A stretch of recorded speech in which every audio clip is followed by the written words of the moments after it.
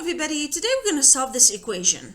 We have 1 minus 2 over x equal 15 over x squared. If you notice, this equation has rational expressions, so this is a rational equation. Now to solve this equation, we need to find the LCD, the least common denominator. The least common denominator in this example is x squared. Now if you recall, it's the common factors with the greatest power. Well, x and x squared have a common factor x, but this one has a power of 1 and this one has a power of 2. And this one doesn't have anything in the denominator. This is the same as 1 over 1. So the LCD is x squared. Now to solve the equation, I need to multiply both sides of the equation by the LCD in order to clear the fraction. I can multiply everything here by x squared, or I can multiply each term by x squared, and that's what I'm going to do. So multiply each term on both sides of the equation by the LCD. X squared times 1, that's x squared. Nothing cancels in the first term. Minus 2, the x squared and the x, they cancel. So x divided by x is 1, x squared divided by x is simply x. I can remove the square. So minus 2x equals, this x squared cancel with this x squared, so you have 1 and 1.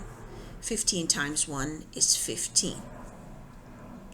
Now before we continue on, we should mention that the value of x that you cannot have is 0. X cannot be 0 because if I plug in 0 in the equation, then we'll end up with a denominator that has a 0. We cannot divide by 0. So x cannot be 0.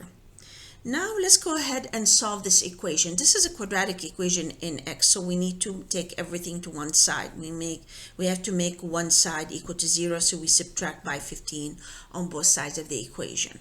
We end up with x squared minus 2x minus 15 equal to 0. Now, as you can see, this is very easy to factor. So you have x squared, that means I have to have x here and x here. I have two numbers whose product is negative 15 and whose sum is negative 2. So then it must be negative 5 plus 3, because negative 5 times 3 is negative 15. Negative 5 plus 3 is negative 2. So this is the correct factoring. Now setting each factor containing a variable equal to 0, I have x minus 5 equal to 0 or x plus 3 equal to 0. Solving for x, we have to add both sides here by 5.